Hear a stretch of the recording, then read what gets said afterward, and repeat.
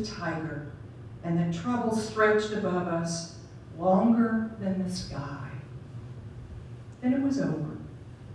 Creole and Sonny let out their breath, both soaking wet and grinning. There was a lot of applause, and some of it was real.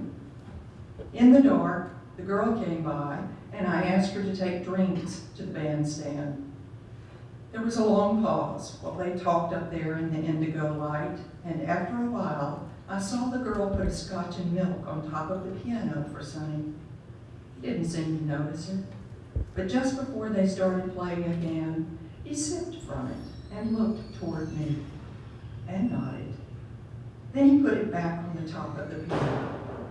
For me then, as they began to play again, it glowed and shook above my brother's head like the very cup of trembling.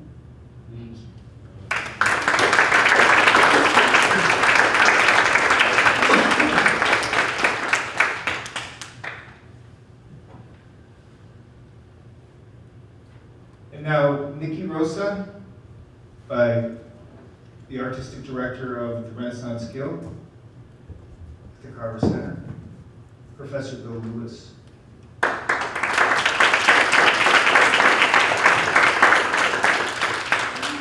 And he also has another poem by your teacher, Robert Ferrelli. Bill Lewis.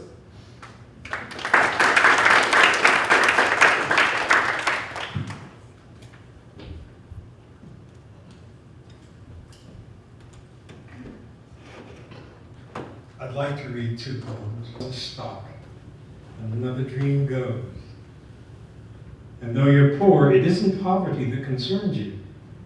And though they fought a lot, it isn't your father's drinking that makes any difference, but only that everybody is together. And you and your sister have happy birthdays and very good Christmases. And I really hope no white person ever has cause to write about me, because they never understand black love is black wealth. And they'll probably talk about my hard childhood and never understand that all the while I was happy.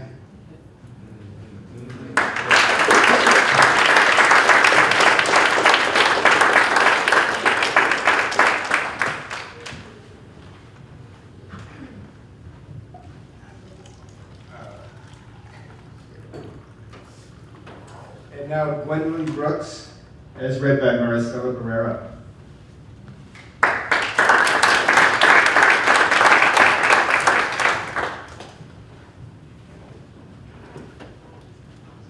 Good afternoon. I'm reading The Mother by Gwendolyn Brooks.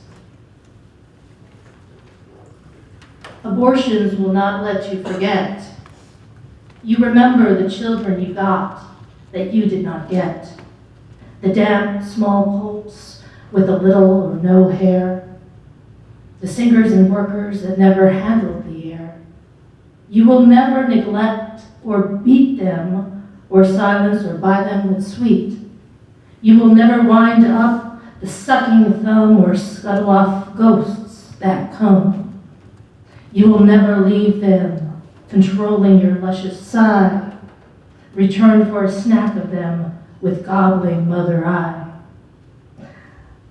I have heard in the voices of the wind, the voices of my dim-killed children. I have contracted.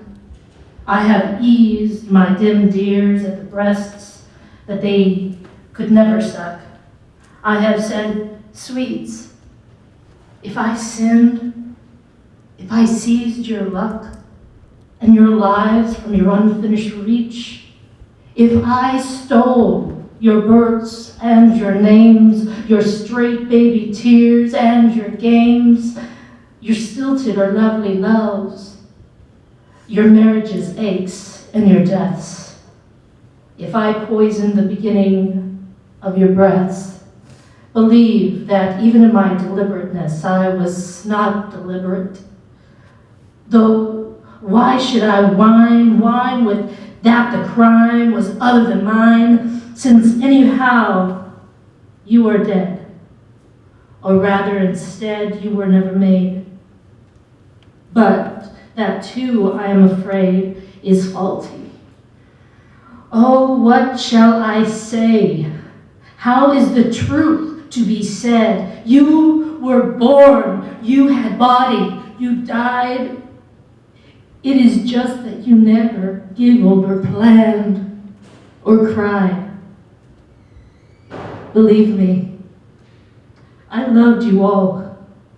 Believe me, I knew you, though faintly, and I loved you all.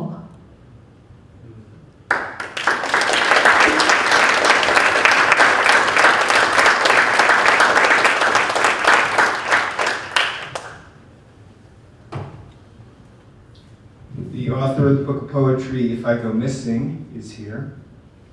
Dr. Octavio Quintanilla. He's going to be reading Terence Hayes.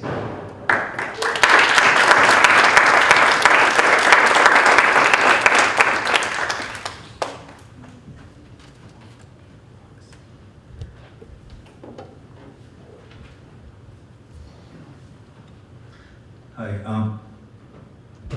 I'm going to read a Terence Hayes poem, but I'm thinking I'm going to contextualize that poem that I'm going to read with a poet that came before him, one of his poetic ancestors, and his name is County Cullen, and he wrote a poem called Incident, and I think that poem,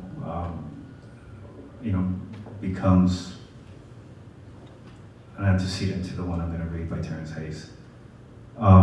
Incident. Once riding in old Baltimore, heart filled, head filled with glee, I saw a Baltimorean keep looking straight at me. Now, I was 8 and very small, and he was no whit bigger, and so I smiled, but he poked out his tongue and called me nigger. I saw the whole of Baltimore from May until December. Of all the things that happened there, that's all that I remember. So Terence Hayes is a contemporary poet. And I think he also writes about important issues of race, and to a certain extent, speaks back to poets like the one I just read. And this poem by Terence Hayes is called Talk. Talk like a nigger now. Excuse me. Talk like a nigger now, my white friend M said after my MLK and Ronald Reagan impersonations. The two of us alone and shirtless in the locker room. And if you're thinking my knuckles knocked a few times against his jaw or my fingers nodded again at his throat, you're wrong, because I pretended I didn't hear him. And when he didn't ask it again, we slipped into our middle school uniforms, since it was November, the beginning of basketball season, and jogged out onto the court to play together. In that vision, all Americans wish for their children. And the point is, we slipped into our uniform harmony and spit out, "Go team," our hands stacked on and beneath the hands of our teammates. And that was as close as I have come to passing for one of the members of the dream. My white friend, thinking I was so far from that word that he could say it to me, which I guess he could, since I didn't let him taste the salt and iron in the blood. I didn't teach him what it's like to squint through a black eye. And if I had, I wonder if he would have grown up to be the kind of white man who believes all blacks are thugs, or if he would have learned to bite his tongue or let his belly be filled by shame. But more importantly, would I be the kind of black man who believes silence is worth more than talk, or that it can be a kind of grace, though I'm not sure that's the kind of black man I've become. And in any case, M, wherever you are, I'd just like to say I heard it, I let it go, because I was afraid to lose our friendship, or afraid we'll lose the game, which we did anyway. Thank you.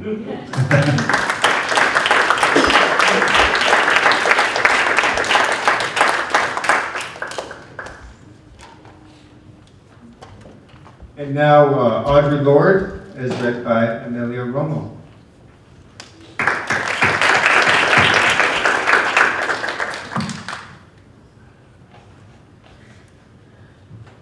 Actually, I kind of want to see my shirt. I wore this specifically for today because I will be reading Audre.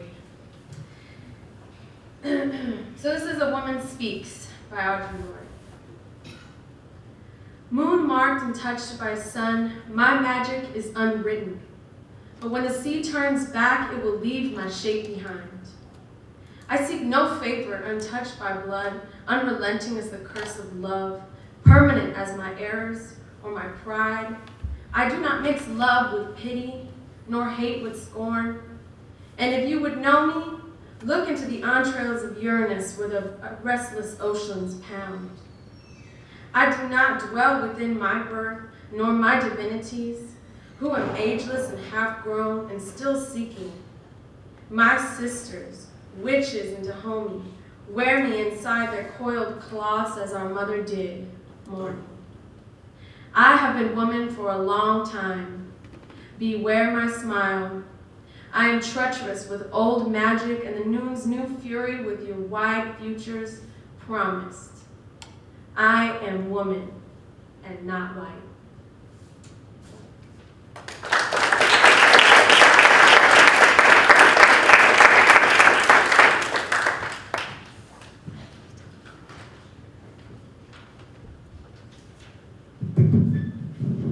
There is a poet who in the late 50s changed his name from Leroy Jones to Amiri Baraka. This is Amiri Baraka, as read by Corrigan Moran.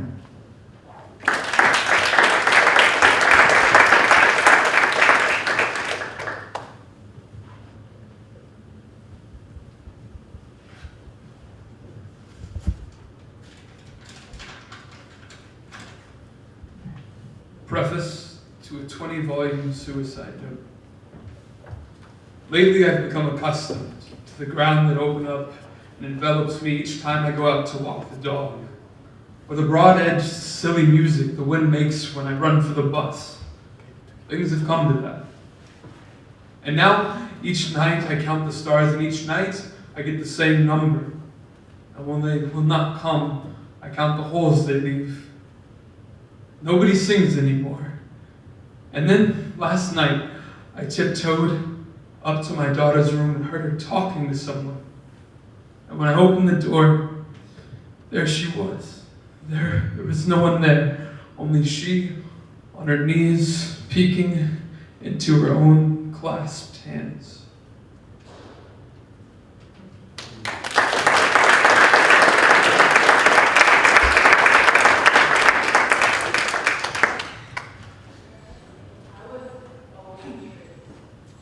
And now, My Angelou, as read by Valentina Barrera.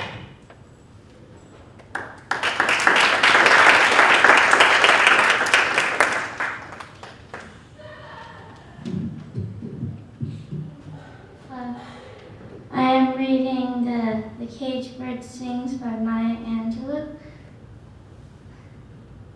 The free bird leaps on the back of the wind and floats downstream till the current ends. Till the current ends and dips his wings in the orange sun rays and dares to claim the sky. But a bird that stalks down the narrow cage and solemn sees through his bars of rage. His wings are clipped and his feet are tied, so he opens his throat to sing. The caged bird sings with a fearful trill of things unknown but long for still, and his tune is heard on the distant hill, for the caged bird sings of freedom. The free bird thinks of another breeze, and the trade wind soft through the swaying trees, and the fat words waiting on the dawn-bright lawn, and he names the sky his own. But the caged bird stands on the grave of dreams. His shadow shouts on the nightmare screams. His wings are clipped and his feet are tied, so he opens his throat to sing. The caged bird sings with fearful trill of things unknown but long for still, and his tune is heard on the distant hill, where the caged bird sings of freedom.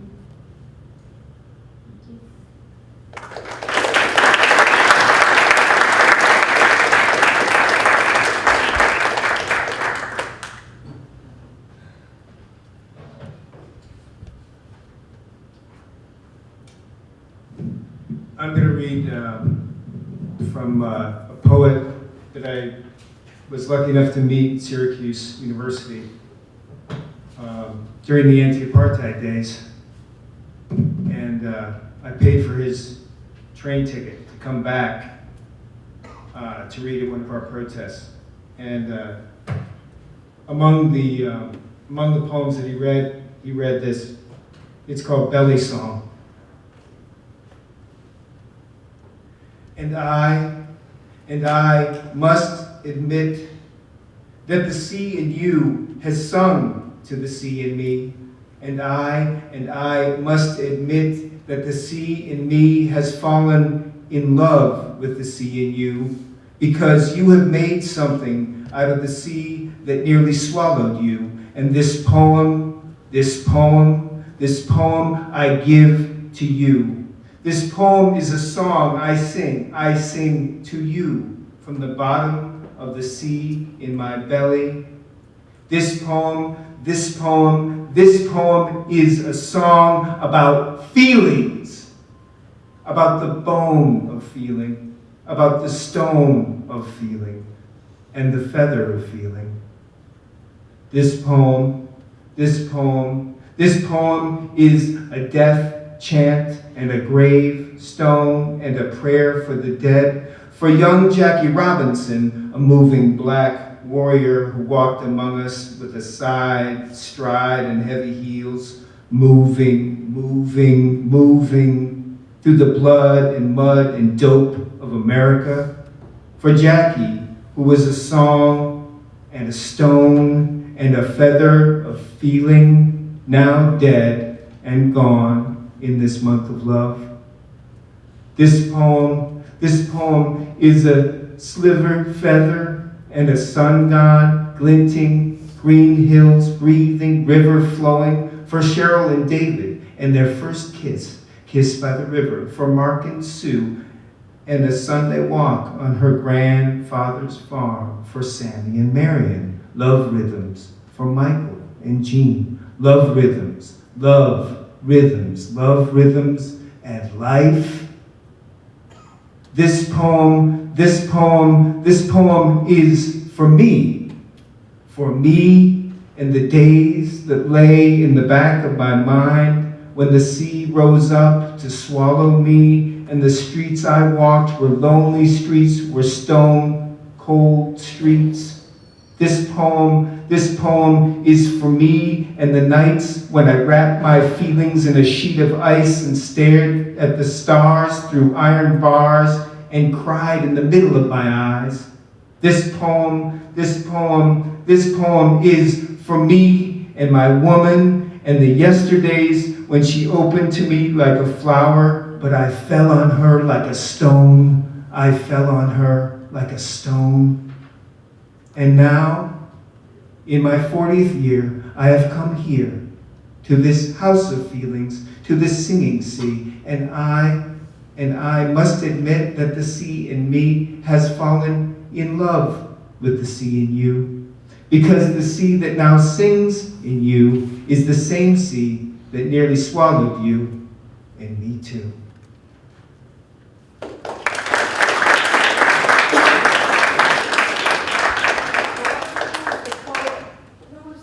That was Etheridge Knight. Now, Wanda Coleman, as read by Molly Clinton.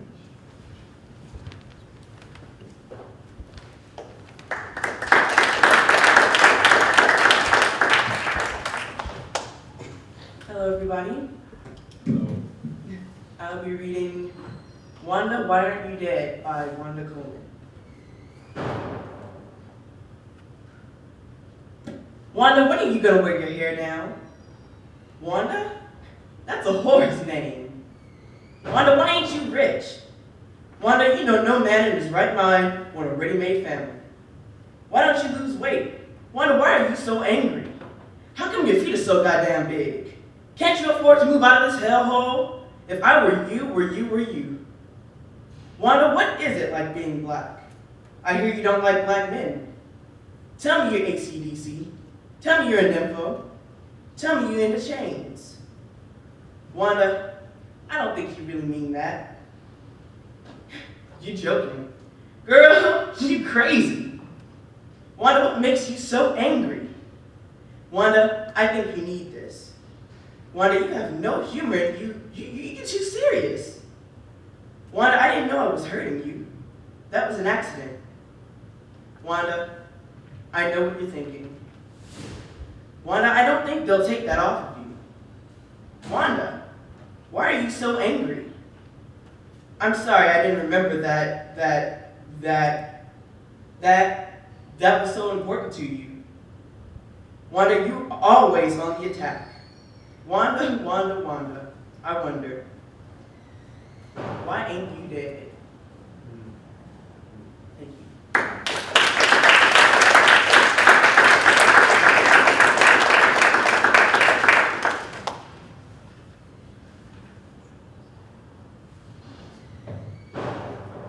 And now we're going to hear Gil Scott Heron by Courtney Lindale.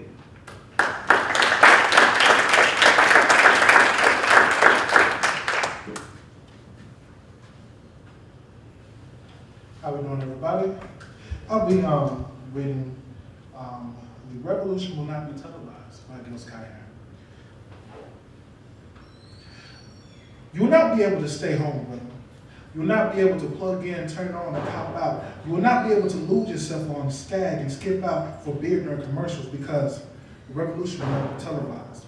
The revolution will not be televised. The revolution will not be brought to you by Xerox in 4 parts without commercial interruption. The revolution will not show you pictures of Nixon blowing a bugle and leading charge by John Mitchell, General Abram, and Spyro Agnew to eat hog maws confiscated from a Harlem sanctuary. The revolution will not be televised. The revolution will not be brought to you by Schaefer Award Theater and will not star Natalie Wood, Steve McQueen, and Bullwinkle and Julia.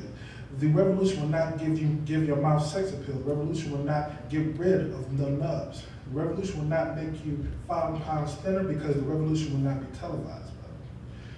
There'll be no pictures of you and Willie Mays pushing shopping carts down the block on the dead run or trying to slide the color television into the stolen ambulance. NBC will not be able to predict the winner at 8:32 or report from 29 districts. The revolution will not be televised.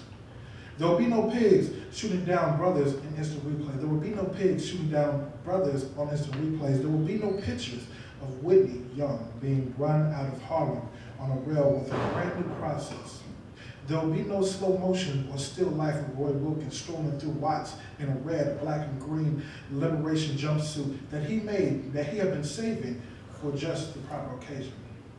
Green Acres, the Beverly Hillbillies, and Hootersville Junction will no longer be so goddamn relevant, and women will no longer care if Dick finally got down with Jane Fawn searching for tomorrow because black people will be in the street looking for a brighter day. The revolution will not be televised. There will be no highlights on 11 o'clock news. There will be no pictures of Harry Young women liberists and Jackie Oasis blowing her nose, and the theme song will not be written by Jim Webb or Francis Scott Key, nor sung by Glenn Campbell, Tommy Jones, Johnny Cash, or Engelbert Hinckley, or The Rare Earth. The revolution will not be televised. The revolution will not be right back after this message. After a white tornado, white lightning, or white people, you will not have to worry about a dove in your bedroom, a tiger in your tank, or a giant in your toilet bowl. The revolution will not go. The revolution will not go better with coke. The revolution will not fight the germs that may cause bad breath. The revolution will put you in the driver's seat. Revolution will not be televised, will not be televised, will not be televised, will not be televised. Revolution will be no reruns, brother. Revolution will be live.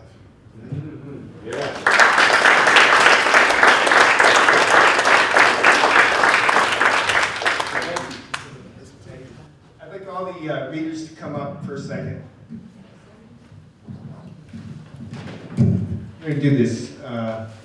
The last poem is by Langston Hughes, one of the founders of, this one's you. One of the preeminent writers of the Harlem Renaissance. Okay, what we'll do is, we'll just pass the mic down. Okay, you're number one. Okay, it's called Let America Be America Again.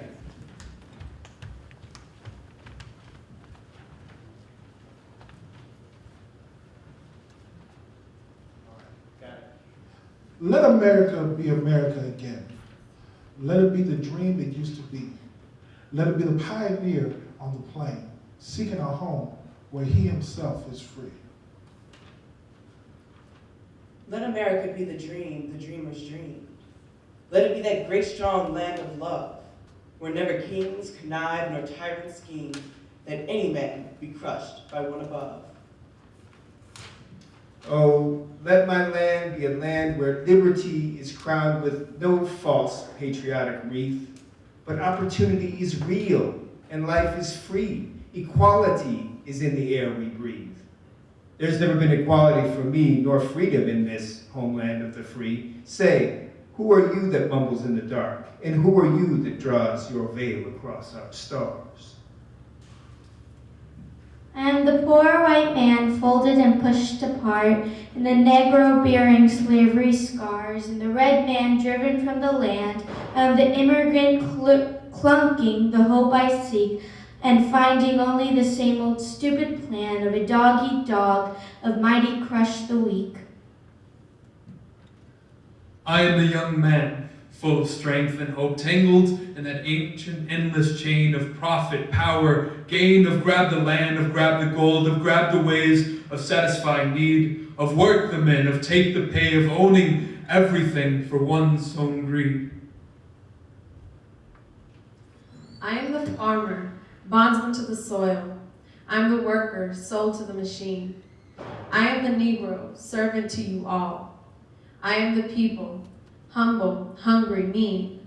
Hungry, yet today, despite the dream. Beaten yet today, O prisoners. I am the man who never got ahead, the poorest worker, bartered through the years. Yet I'm the one who dreamt our basic dream in the old world while still a serf of kings, who dreamt a dream so strong, so brave, so true, that even yet its mighty daring sings. In every brick and stone, in every furrow turned, that's made America the land it has become. Oh, I'm the man who saw those early seas in search of what I meant to be my home. For I'm the one who left dark Ireland's shore, and Poland's plain, and England's grassy lea, and torn from black Africa's strand I came to build a homeland of the free.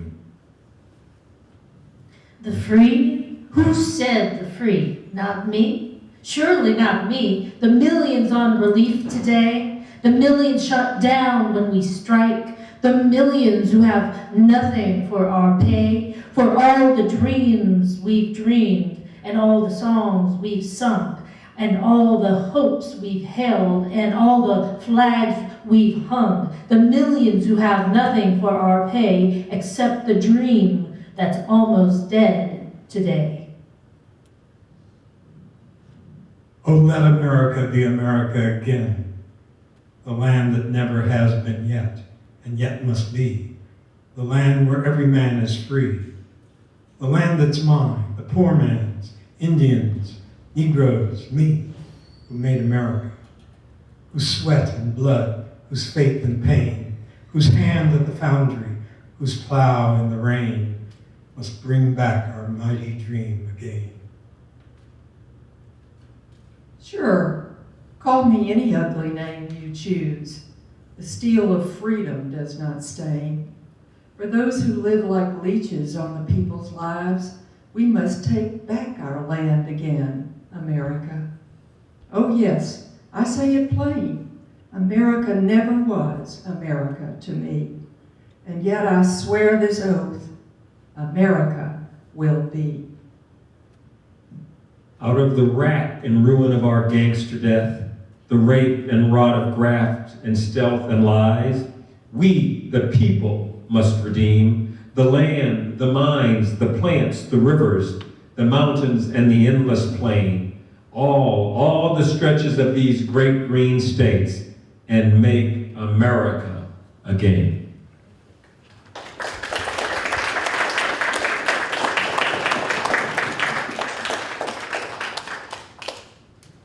That's it?